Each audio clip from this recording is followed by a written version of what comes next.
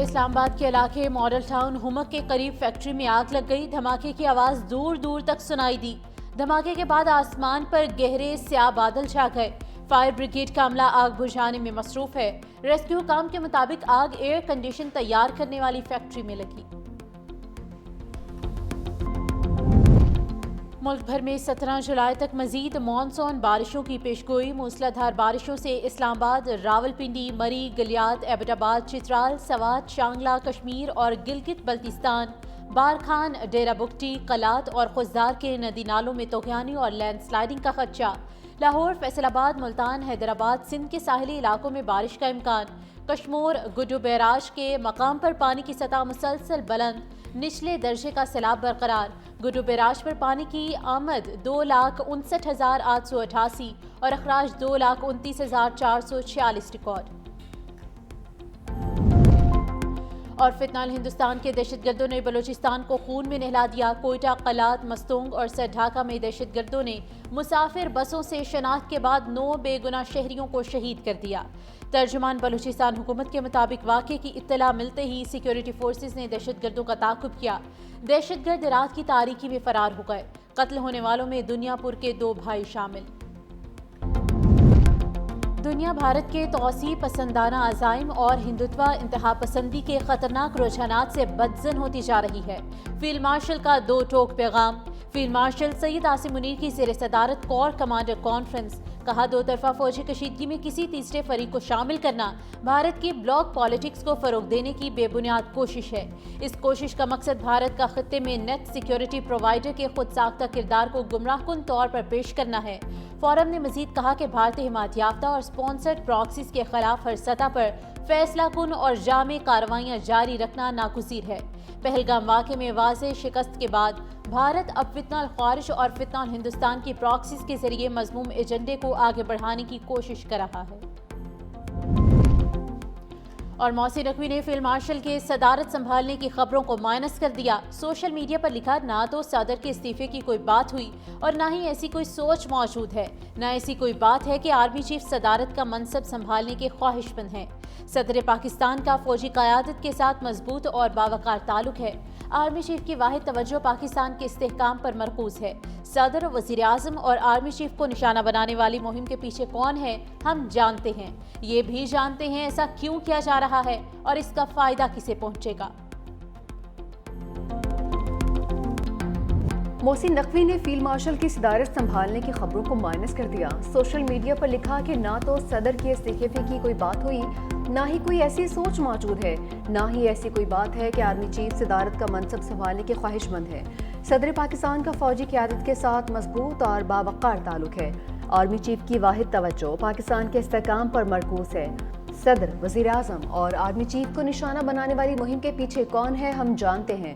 یہ بھی جانتے ہیں کہ ایسا کیوں کیا جا رہا ہے اور اس کا فائدہ کسے پہنچے گا۔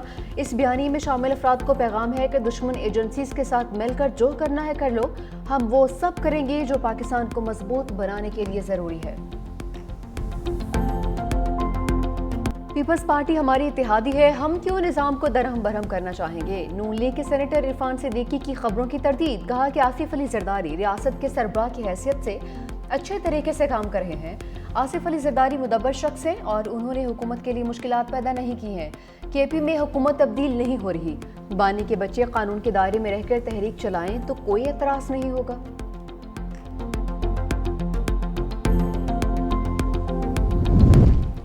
اسحاق ڈار کی روسی وزیر خارجہ سرگئی لاروف سے ملاقات۔ پاک روس وزرائے خارجہ کا 2 طرفہ تعلقات مضبوط بنانے کے عزم کا اعادہ۔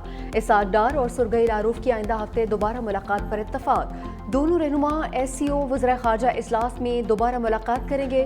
ترجمان دفتر خارجہ کے مطابق ملاقات کوالالمپور میں آسیان ریجنل فورم کے موقع پر ہوئی۔ نائب وزیر اعظم اسحاق ڈار آسٹریلوی وزیر خارجہ سے بھی ملے۔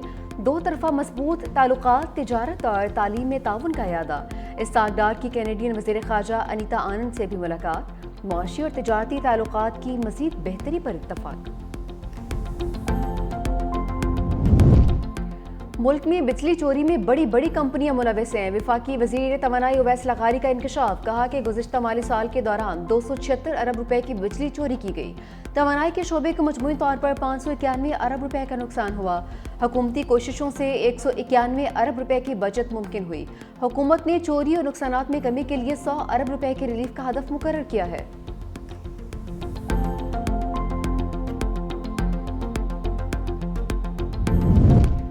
ای کامرس برآمدات میں اضافے کا ایک بہت بڑا ذریعہ ہے۔ وزیر اعظم شہباز شریف کہتے ہیں ای کامرس پلیٹ فارمز پر 3 لاکھ سے زائد پاکستانی مقامی مصنوعات فروخت کر رہے ہیں۔ وزیر اعظم سے بین الاقوامی ای کامرس کمپنی علی بابا گروپ کے وفد کی ملاقات۔ وزیر اعظم کی ملک میں ای کامرس کے فروغ کے لیے کمیٹی تشکیل دینے کی ہدایت۔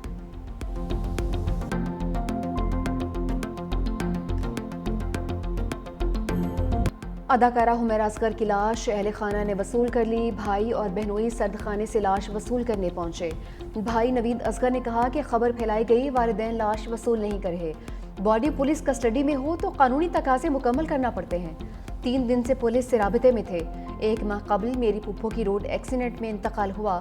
والدین اسی وجہ سے بھی کافی پریشان تھے۔ S S P south Mehroz Ali کہتے ہیں ورثہ میت لاہور لے جانا چاہتے ہیں۔ ورثہ نے فوری کسی شک و شبے کا اظہار نہیں کیا۔ اکتوبر 2024 کے بعد سے خاتون کے رابطے منقطع تھے۔ حمیرہ خود فیملی سے رابطہ کرتی تھی، فیملی ان سے رابطے میں نہیں رہتی تھی۔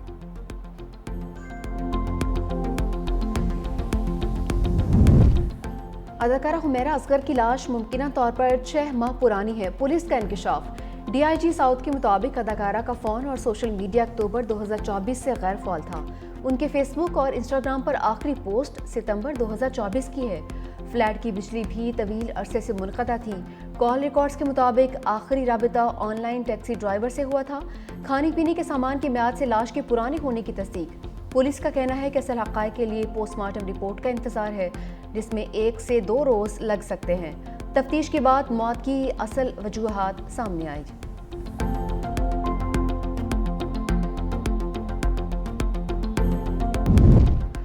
لاہور میں نکاسی آپ مکمل، بیشتر سڑکیں کھل گئیں۔ وزیر اعلیٰ پنجاب مریم نواز واسطہ اہلکاروں کی کارکردگی سے خوش۔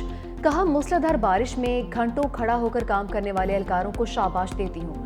بارش میں واسطہ انتظامیہ اور متعلقہ اداروں کی ٹیمز مسلسل سرگرم عمل رہی ہیں۔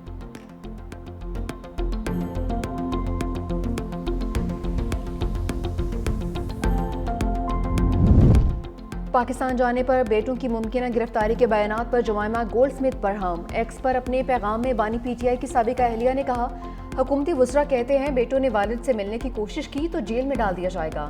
ایسا کسی جمہوریت یا فعال ریاست میں نہیں ہوتا، یہ سیاست نہیں ذاتی انتقام ہے۔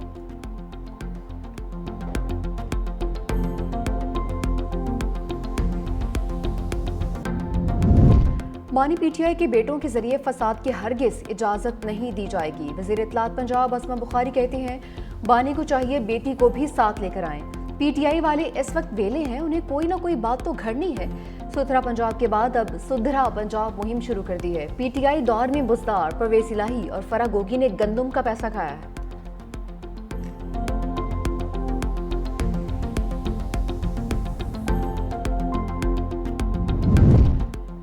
یوسف رضا گیلانی کو ٹڈاپ سکینڈل سمیت 9 مقدمات میں کلین چٹ مل گئی۔ کسی گواہ نے یوسف رضا گیلانی کے خلاف گواہی نہیں دی۔ ایف آئی اے نے ٹڈاپ میگا کرپشن کے 26 مقدمات درج کیے تھے۔ یوسف رضا گیلانی نے صدر مملکت کی تبدیلی اور صحت سے متعلق باتوں کو افواہ قرار دے دیا۔ کہا کہ حکومت کا حصہ نہ بننے کا فیصلہ پیپلز پارٹی کی سینٹرل ایگزیکٹو کمیٹی نے کیا تھا۔ سی ای سی چاہے تو یہ فیصلہ واپس لے سکتی ہے۔ پنجاب اسمبلی میں اپوزیشن کے معطل ارکان کے لیے ایک اور موقع۔ ایم پی ایس کے خلاف نااہلی ریفرنس میں پیش رفت۔ اسپیکر ملک محمد احمد خان کا معطل ارکان کو ذاتی سماعت کا موقع دینے کا فیصلہ۔ تمام 26 ارکان کو آج ذاتی حیثیت میں طلب کر لیا۔ اسپیکر کے لیے 30 دنوں میں فیصلہ کرنا لازم۔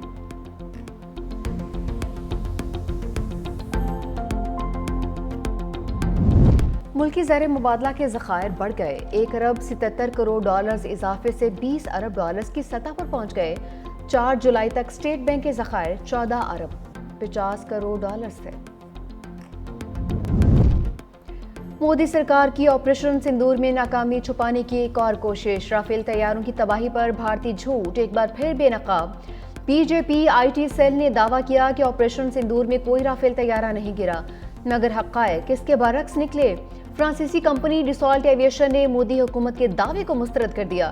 واضح کیا کہ سی ای او اور چیئرمین نے رافیل طیاروں کے حوالے سے کوئی بیان نہیں دیا۔ کچھ ذرائع نے دعویٰ کیا کہ رافیل تکنیکی خرابی کی وجہ سے گرا تھا۔